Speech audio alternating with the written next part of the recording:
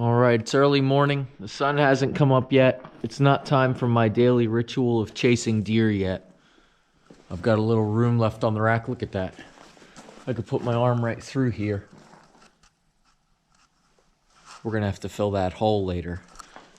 But don't worry about that, I will. I live in deer hunter's paradise, New Jersey. I don't care what anybody says. Alaska, Maine, Canada, they don't know crap. New Jersey is deer hunter's paradise, and I can prove it. Well, it's a little bit dark and gloomy around here. I'm just been chipping away on old Granddad's truck, and what I'm into now, I've got my bottom links. Listen here, Light. If I hold you, you can come with me, and then maybe we'll see what's going on over here in the dark corner. What I've got going on now is my bottom links are all hooked up. All mounts are made to the rears, tacked together. Nothing's permanently welded on. Well, I mean, all welds are permanent until you cut them off, but everything's just tack welded. It's not a finished product. I mean, I don't think I'll change it, but what? Well, just in case you get 3 steps ahead of here and you go, wait a minute, I really wish this was a little bit different, or I redesigned something, or this doesn't fit. None of that's going to happen, but you never know. So everything's tacked together right now. Basically, it's just going to give me like days and days of welding, but that's fun. My bottom links are all tacked up. Front and rear is in. It's all 2-linked right now. 2 links going to the front, 2 links going to the back, my bottom bars. I've got a pile of bars here. My top bars are made, ready to go in, but what I've got to do now is design my front end. Okay, I picked front end first.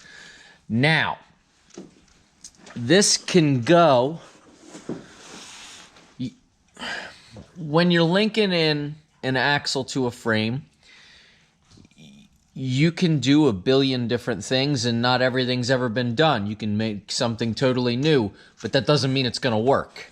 So the only thing I've ever really learned, see, I always try and do the opposite of what everybody else does, but sometimes what everybody else does is what works the best. Okay, so here's what I need to do. This truck's got an engine in the front. The stock engine's still in there. The transmission's gone, transmission mount's gone, and I didn't block it up, so it's tilted back more than it would normally be. I don't know for sure if it's going to stay at that height or if I'm going to lower it. So I have to watch clearances when the suspension's bottomed out. We can't be putting the oil pan down into the front axle. So I have to keep my links low enough.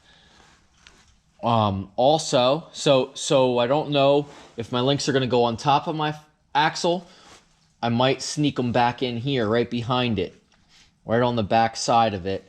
And I like that idea also because it'll make my links bolt together at the same distance from the frame to the axle.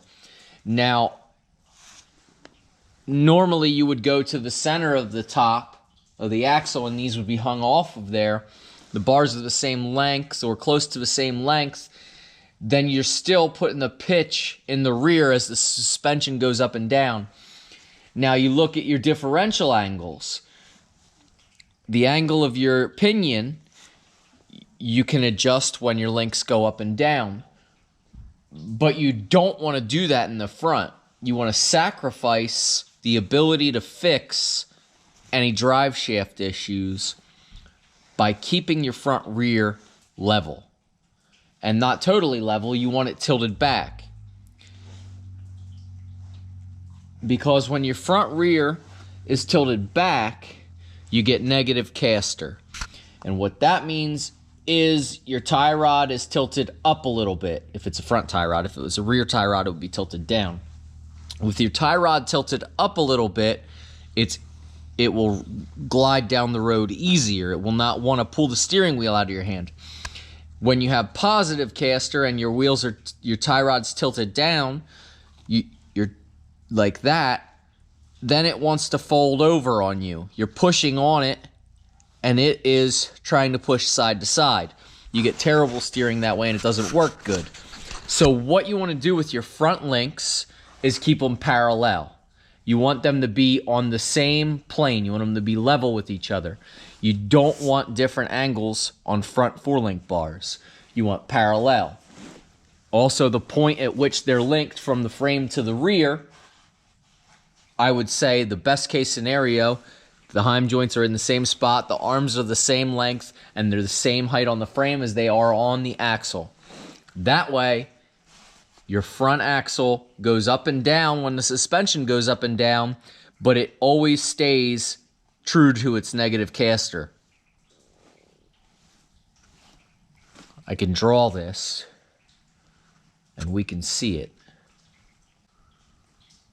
But I don't know that I'll go through all the trouble. Anyway, maybe eventually I'll get a chalkboard out here and we can do a little chalkboard art. Now on a rear axle, you don't have steering. There's no rear steer on this truck.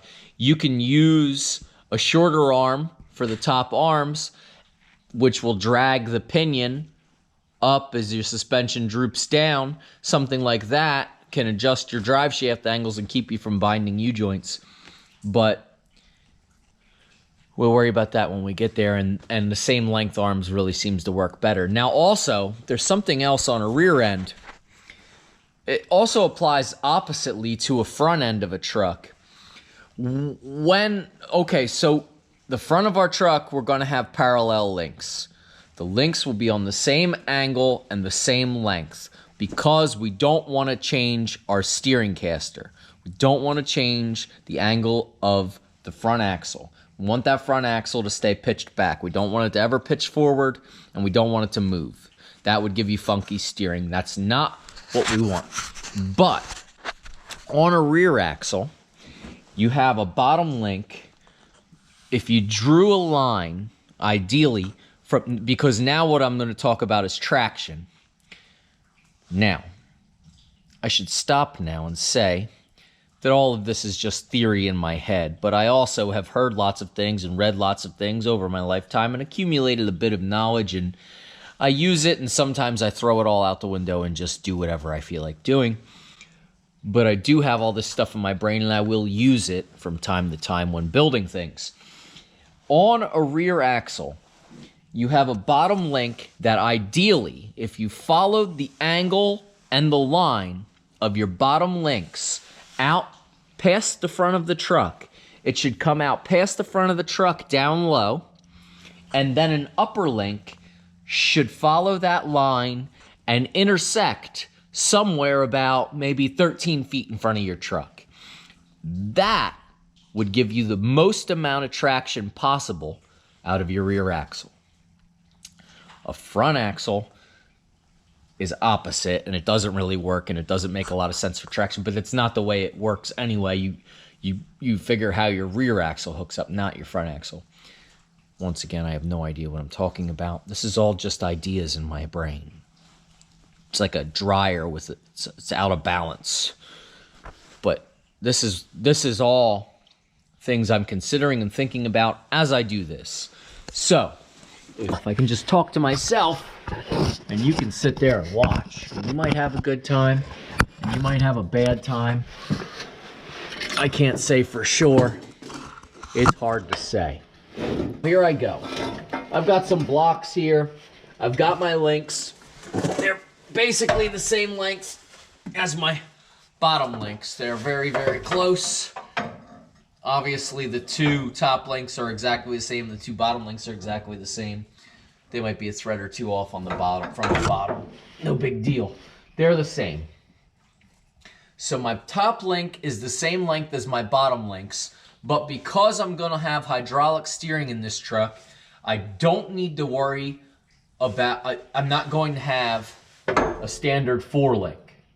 A standard 4-link like this, one on top of the other, run them parallel, and it will keep the front axle at that same pitch on the caster as it goes up and down.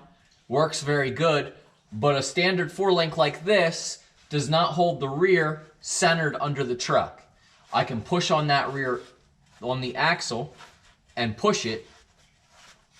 It won't have anything holding it, in the frame rail. So if you run a traditional 4-link like this, you need a panhard bar or a track bar that goes from the frame down to the axle. But when you run into a truck that's going to have big shocks like this, you're going to have a lot of suspension travel. And when you have a lot of suspension travel, you don't want a panhard bar, because that panhard bar, every time your suspension is cycling, your frame is pushing one side. It's pushing one way off of your axle.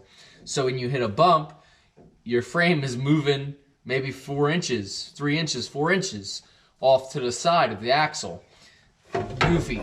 This is a goofy suspension setup. Works well on stock vehicles where you have 3 or 4 inches of travel. Not going to work with 12 or 14 inches of travel. So, or at least not going to work well in my opinion. I don't care for them, not what I want to do here. Then you can do something different. You can run your steering front to back, but I would have to change my gearbox. I would have to build a shackle and some swivels, some goofy steering arms. It might work well, it might work terrible. It might be a project in the works, might be something that needs redesigning all the time. I think what we're going to do is go with hydraulic steering, and that means I can triangulate my front links. I can have my top links going from the outside of the frame to the inside of the rear, right to the middle of the rear. Works the same when the rear drops out of the truck or goes back up to the frame. We'll keep the caster perfect, and we'll also keep the frame centered on top of the axle as the suspension goes up and down. So we're going to go with triangulated 4 links, front and rear. And it's going to look something like this, I do believe. I think I'm happy with the V. Oh well, what do I know? I think this is going to be great. I'm very excited. I've got lots of work to do. I'm going to have to get my paper again, my scissors, and I'm going to have to trace anything and everything I need to make. I'm going to get my torch, cut out some shapes, bolt everything together, tack everything together. Once the front rear and the back rear have been all tacked in, and I like the way everything looks and works, then it'll be time to fully weld it all together, give everything extra supports and gussets and braces. Then it'll be time for shock towers and shock mounts. Then it'll be time for drive shafts, brake lines, tires, wheels, an engine, a transmission, and drive shafts, more drive shafts, and time to go for a ride. I can't wait. This is very exciting. I've got no more time to talk to you. I have to go now. It's good to think things over a few times. Then sometimes you just think that you just wasted a lot of time sitting around thinking about all this stuff that you had to think about, and then you just want to hit everything with a hammer.